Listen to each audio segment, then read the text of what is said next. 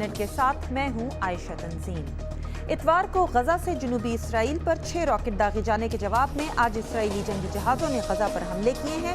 اب تک کسی ہلاکت کی اطلاع نہیں۔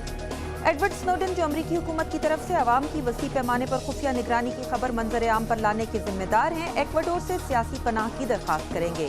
اس سے قبل ایکواڈور وکی لیکس کے سربراہ جولین اسانج کو بھی سیاسی پناہ دے چکا ہے۔ صدر براک اوباما بدھ سے شروع ہونے والے افریقہ کے دورے میں اپنے والد کے ملک کینیا کا دورہ نہیں کریں گے۔ یہ فیصلہ کینیا کے سیاسی حالات اور ملک کے صدر پر عالمی عدالت میں انسانیت کے خلاف جرائم کے الزامات کو دیکھتے ہوئے کیا گیا ہے۔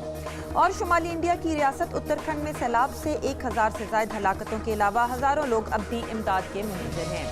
آپ دیکھ رہے تھے VOA نیوز منٹ۔ مزید خبروں کے لیے دیکھیں ہماری ویب سائٹ urduvoa.com۔